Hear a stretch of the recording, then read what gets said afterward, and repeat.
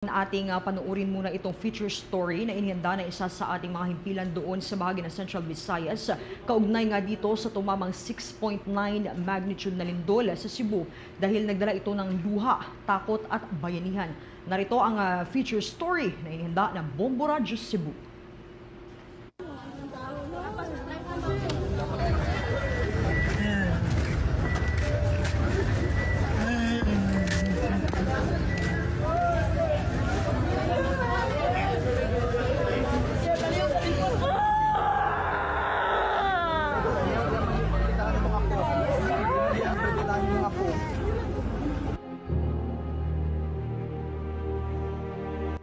Kaba, iyak, sakit. Sa isang iglap, ang dating matahimik na gabi ng Setyembre 30 ay nauwi sa bangungot. Ang lupa ay umuugong, ang mga pader ay nagkakadurog-durog at ang bawat sigaw ng takot ay sumiksik sa bawat sulok ng Bugo City. Isang ina ang napahawak sa kanyang anak habang bumubuho ang kanilang dingding. Sa labas, maririnig ang iyak ng mga bata, ang pagtawag sa pangalan ng mga nawawala, at ang mga dasal na humihiling ng kaligtasan. Sa ilalim ng mga bitak na kalsada at abo ng mga bahay, naroon ang mga alaala at pangarap na sa isang kisap-matay naglaho na.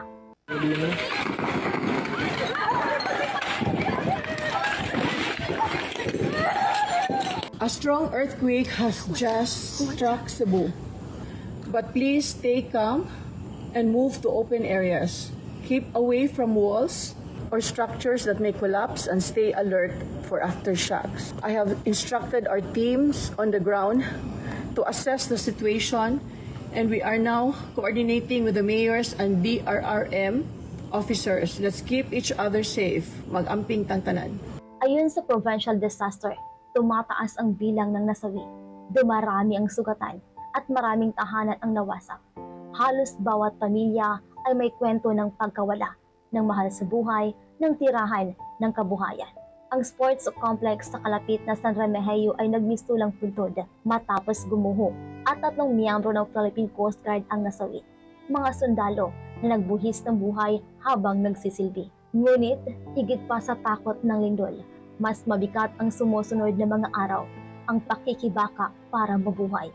Walang kuryente at tubig sa ilang barangay. Nagkakasiksikan ang mga evacuees sa mga tent at covered up court. Gutom at uhaw ang mga bata habang patuloy ang mga aftershocks na bumabagabag sa lahat. Ngunit sa bawat hirap, hindi sumuko ang buguhanon. Magkakapitbahay na nagbibigayan ng tubig, pirasong tinapay at lakas ng loob. Ang mga ama nagtutulungan sa pagbubuhat ng mga sugatan. Ang mga ina nag-aalaga hindi lamang sa sarili nilang anak kundi pati sa mga batang iniwan ng takot. Gayunpaman, mabilis na rumagasa ang tulong. Kasama ang DSWD, Central Visayas at Philippine Coast Guard, nagtatag si Gobernadora Pamela Paricuatro ng Joint Operations Center kasama ang AFP, PNP at iba pang ahensya upang mas mapabilis ang maihatid na tulong. Sa Kapitolyo, dumagsa ang mga volunteers, mga doktor, mga estudyanteng medikal at maging mga ordinaryong mamamayan na walang karanasan pero may pusong handang tumulong. Maging simbahan ay hindi nakaligtas. Bumigay ang ilang bahagi ng daan bantayan, ngunit sa gitna ng pagkawasak, nanawagan si Arsobispo Alberto Oy ng pagkakaisa at panalangin. Isang paalala na sa mga ganitong panahon, higit na kailangan ang pananampalataya. Sa bawat kahong donasyon, sa bawat palad na nag-abot ng mainit na pagkain, at sa bawat yakap ng mga magulang sa kanilang mga anak, unti-unting bumubuo ang Cebu ng bagong lakas.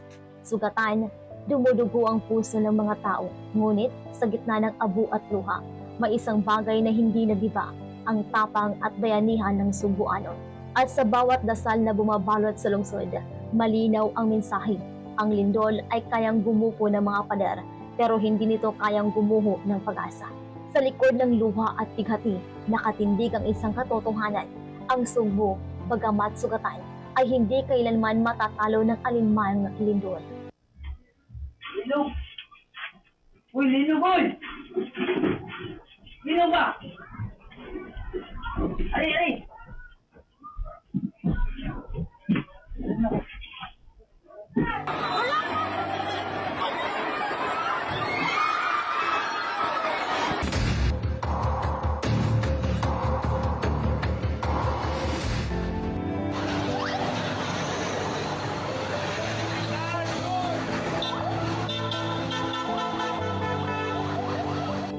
of the assistance given to the City of Bohol from the Office of the President and the different departments na he has directed to come to Bohol.